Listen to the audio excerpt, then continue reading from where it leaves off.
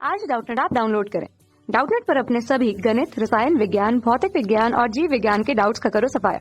बस प्रश्न की फोटो खींचो, एक ही प्रश्न को क्रॉप करो और तुरंत वीडियो सोल्यूशन पाओ। अभी डाउनलोड करें। विकसित देश रेलगाड़ियों को तीव्र गति से चलाने में शक्तिशाली विद्युत चुंबकों का प्रयोग करते हैं। इन रेलगाड़ियों को मैगलेव रेलगाड़ी कहते हैं। यह शब्द चुंबकीय लेविटेशन या हवा में तैरने से बना है।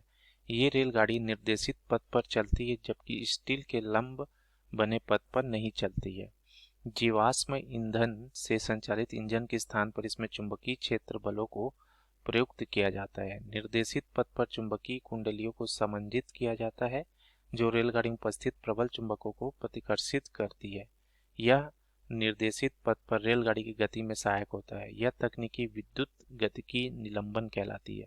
जब निर्देशित पथ की कुंडलियों में धारा गुजरती है, तब एक जटिल चुंबकीय क्षेत्र रेलगाड़ी के आंतरिक वाहक में लगे प्रबल चुंबकों को एवं निर्देशित पथ के मध्य स्थापित हो जाता है, जो आवश्यकता के अनुसार रेलगाड़ी को धकेलता या खींचता है। घर्षण में कमी या इसका वायुगतिकी प्रारूप होने से रेलगाड़ी बहुत उच्च चाल से गतिमान होती है। मैगलेव रेलगाड़ियों का दोष है: ए ऑप्शन अधिक घर्षण, बी कम घर्षण कम प्रदूषण, सी कम क्षय होना, डी उच्च प्रारंभिक मूल्य। देखिए दोस्तों, इसमें एक बहुत सा बड़ा सा गद्यांश दिया है। इसको पढ़ के हमको यहाँ पर इसका उत्तर देना होता है।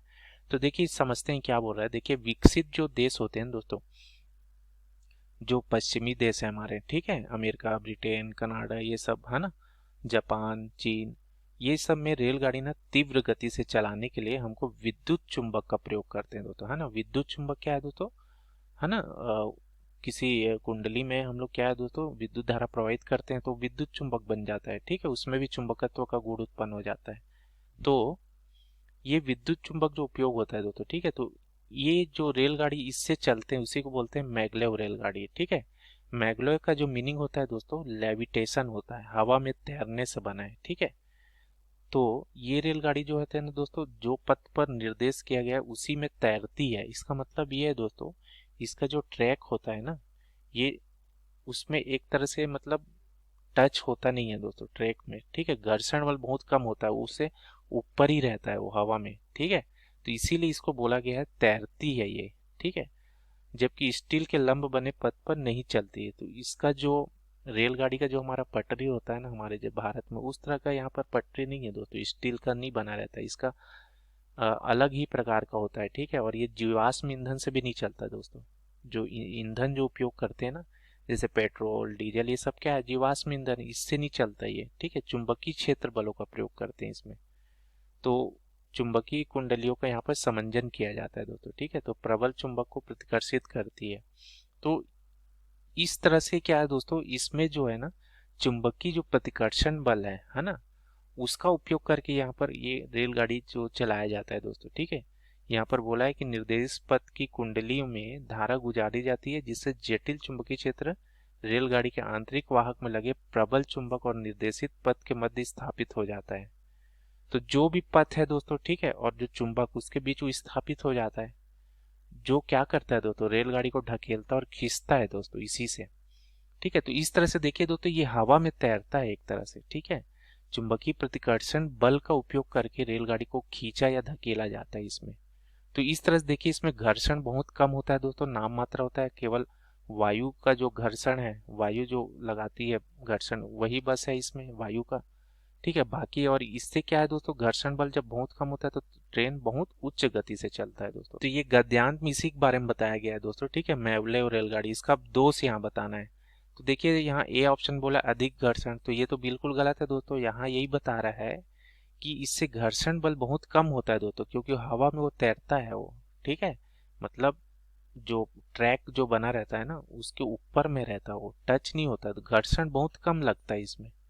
तो ये ऑप्शन नहीं होगा दोस्तों। फिर यहाँ बोल रहे हैं कम प्रदूषण, तो ये तो हानि नहीं हुआ ना दोस्तों, कम प्रदूषण तो अच्छी बात है, ये तो लाभ हो गया, तो इसको हम नहीं गिनेंगे दोस्त, ठीक है। तो इसमें कम प्रदूषण होता ही दोस्तों, क्योंकि जीवाश्म ईंधन का प्रयोग होता ही नहीं, यहाँ पर बोला है ये जीवाश्म ईंधन से संचालित पेट्रोल, डीजल, इन सबों से नहीं चलता ये, ठीक है। तीसरा बोला है कम क्षय होना, तो इसका क्षय भी कम होता है दोस्तों। देखिए, अब घर्षण बल कम है दोस्तों, तो वस्तुओं का क्षय भी बहुत कम होगा ना, ये स्वाभाविक सी बात है। तो ये तो लाभ हो रहा है ना, तो इसको दोष हम थोड़ी बोलेंगे। डी ऑप्शन यहाँ बोल रहा है उच्च प्रारंभिक मूल्य, तो ये ऑप्शन हो सकता है दोस्तों, जो हमारा इसका इनिशियल कॉस्ट जो होता है दोस्तों ट्रेन का, इसमें हाई क्वालिटी वाले एकदम उच्च चुंबकत्व गुण वाले चुंबक का प्रयोग किया जाता है दोस्तों, ठीक है। तो इसमें जो है प्रारंभिक कॉस्ट इसका बहुत उच्च होता है, यही इसका दोष हो सकता है दोस्तों, ठीक है।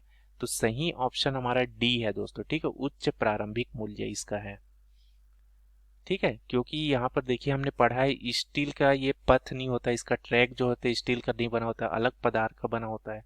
अब जीवाश्म ईंधन या पेट्रोल डीजल प्रयोग नहीं कर रहे हैं, ठीक है।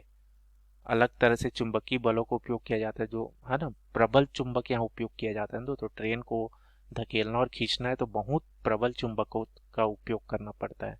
तो इसका जो इनिशियल कॉस्ट है ना ये ज्यादा होता है दोस्तों, यही इसका दोष है, ठीक है। धन्यवाद। कक्षा 6 से 12वीं से लेकर नीट, IIT, JEE वो एडवांस के लेवल तक 1 करोड़ से ज्यादा छात्रों का भरोसा। आज ही डाउनलोड करें डाउटनेट ऐप या व्हाट्सएप करें अपने सारे डाउट्स 8400 400 400 पर।